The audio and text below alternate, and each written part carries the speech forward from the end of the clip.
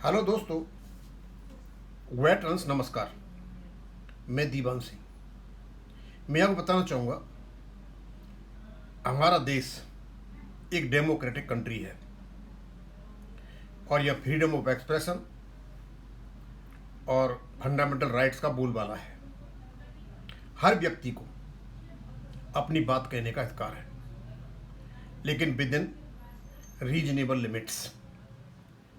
ऐसा नहीं कि इस फ्रीडम ऑफ स्पीच और freedom of movement, freedom of making association से फ़ायदा उठाते हुए लॉ एंड ऑर्डर की सिचुएशन पैदा कर दी जाए। ऐसी सिचुएशन पीछे पैदा हुई हैं। किसान आंदोलन में हुई, सीएम के साइड समय में हुई, कई बार जंतर मंतर पर हुई, और अभी जो जंतर मंतर पर धरना हो रहा है स्टूडेंट्स के नाम से, स्टूडेंट्स का मैटर कम और पॉलिटिकल मैटर बहुत ज़्यादा हो रहा है। और कौन कौन उसमें आ रहे हैं सबको पता है, पूरा देश जानता है। लॉ एंड ऑर्डर बनाना सरकार का काम है, और जिस प्रकार से जंतर मंतर पर कॉकरोच जनता पार्टी, ये बांगचुक और कई पॉलिटिकल पार्टीज ने संसद में हमला करवाया होता, वो सबने कल देखा। पेपर लीक हुआ, वो अनियमितता है। उसके लिए क्या करना है क्या नहीं करना है, उसके लिए अलाउड नहीं है कि आप फ्रीडम ऑफ स्पीच के नाम पर, धरना के नाम पर आप लॉ एंड ऑर्डर की सिचुएशन को खराब करोगे। और जब जब इस प्रकार की बातें हुई हैं, यूएफबीयू के 7 घटक दलों ने हमेशा उसका साथ दिया है। और जब आप उनका साथ दोगे, स्वाभाविक सी बात है कि आप सरकार विरोधी हो, और काम जब आपको सरकार से ही निकालने हैं तो सरकार आपका काम कहाँ से करेगी। अभी 19 तारीख को जो कुछ भी जंतर मंतर पर हुआ, संसद तक लोग पहुंच गए।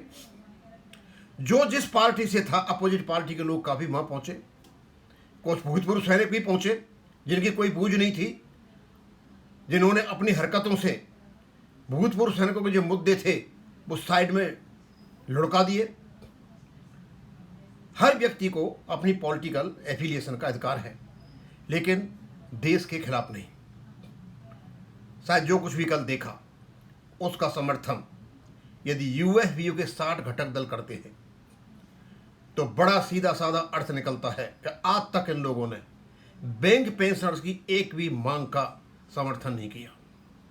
यदि भारत सरकार बैंक पेंशन अपडेशन नहीं कर रही है तो क्या 8 लाख बैंक पेंशनर जाकर के धरने पर जाएं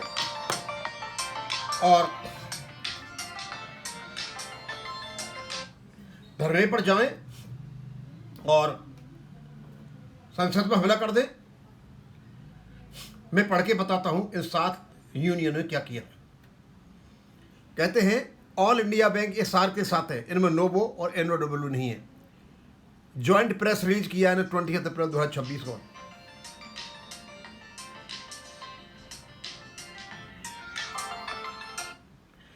किया है वहां, तो पढ़ के बताता हूं।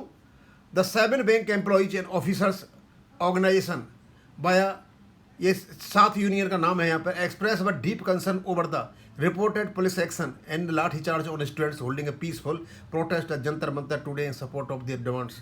ये पीसफुल था जिसका आप समर्थन कर रहे हो, और जिसको पीसफुल कह रहे हो, जिसने पार्लियामेंट पर अटैक कर दिया था। We believe the students could have been handled with greater sensitivity and dialogue. Students are the future of the nation, and it is our collective responsibility to nurture an environment of trust, mutual respect, and democratic engagement. At a time when the entire country is striving towards national progress and prosperity, the aspirations and concerns of our young generations deserve to be heard with empathy. We therefore urge the government and all concerned authorities to immediately engage in meaningful dialogue with the students and take constructive steps to address their genuine issue in a peaceful and amicable manner. ऐसा करो ना वेंकटचलम साहब, आप ही चले जाओ ना चंद्रशेखर को लेके, रूपम राव को ले जाओ और इनको ले जाओ, आप जाके बात करो ना। देश का माहौल खराब करने में सबसे आगे, लेकिन बैंक पेंशनर्स का मुद्दा जहाँ लोगों के लिए मतलब जीवन जीना दूभर हो रहा है, उसका तक आवाज़ नहीं निकलती। हमें पता है, क्योंकि आपकी जो रेलिवेंसी थी वो ख़त्म होने जा रही है, यूजुअलनेस ख़त्म होने जा रही है, और आपको ख़त्म कर दिया गवर्नमेंट ने। इसलिए आप दिखा रहे हो समर्थन वहाँ, यानी उनको समर्थन दिखाओगे तो आपकी रेलिवेंसी बनी रहेगी। आप ये दिखाना चाहते हो। दोस्तों, इन लोगों से यह पूछा जाए कि आखिरकार पीसफुल डेमोन्स्ट्रेशन क्या होता है? क्या पीसफुल डेमोन्स्ट्रेशन ये होता है कि संसद के पास पहुंच कर वहाँ हड़दंग मचाना और मतलब संसद के अंदर घुस करके बदनाम करना? यदि लाठी चार्ज नहीं होता तो लोग अंदर घुस गए होते और संसद पर अटैक हो गया होता। जिस प्रकार के सीन आ रहे हैं और ये इसको समर्थन कर रहे हैं, इसको ये पीसफुल बता रहे हैं। जब पीसफुल ही करना है तो आप भी चले जाओ ना वहाँ पे।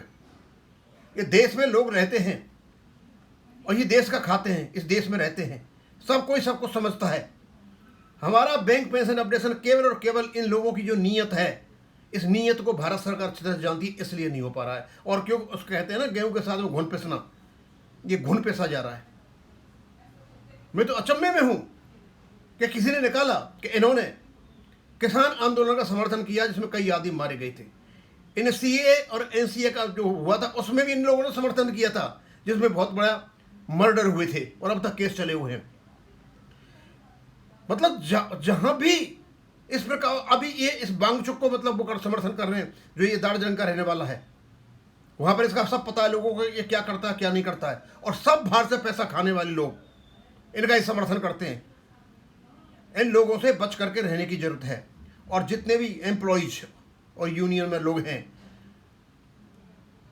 अभी जो नई नेगोशिएशन काउंसिल जो बनेंगी, वो यूनियन जो बनेंगी, इनको बिल्कुल बाहर निकाल के फेंको। ये लोग कुछ नहीं है, ये लोग केवल और केवल माहौल क्रिएट करते हैं और इन्हें कोई लेना देना नहीं है अपने लोगों से। ये केवल और केवल पॉलिटिक्स करते हैं। They are doing their politics. और ठीक है, आप जा करके जाओ ना, उनका करो, कोई मना नहीं करता देश में पीसफुल के लिए। लेकिन ये इसका मतलब ये नहीं है कि लॉ एंड ऑर्डर को बिगाड़ते हुए आप कुछ भी करोगे। अंधे नहीं है इस देश में लोग। तो क्या आप जैनजी चलाना चाहते हो उस देश में? अब मैं ज़्यादा नहीं कहना चाहता, पर इनको शर्म आनी चाहिए कि जब कल पेंशन अपडेशन पर सुनवाई होने जा रही है और मतलब पेंशन अपडेशन को रोकने के लिए इन लोगों ने ये चाल चली है कि जो गवर्नमेंट मतलब अदरवाइज सोचेगी और मतलब हमारा काम नहीं होने देगी। इन लोगों के साथ बैंक पेंशनर बिल्कुल नहीं है। बैंक पेंशनर को केवल और केवल अपने पेंशन अपडेशन से मतलब है। हम भारत सरकार को भी कहना चाहते हैं और जो भी है उसको कहना चाहते हैं कि ये लोग बिके हुए हैं और ये पॉलिटिकल पार्टी जो बिके हुए हैं और ये सारे के सारे कम्युनिस्ट लोग हैं। इस देश में आप अफरा तफरी मचाना चाहते हैं और कुछ नहीं है।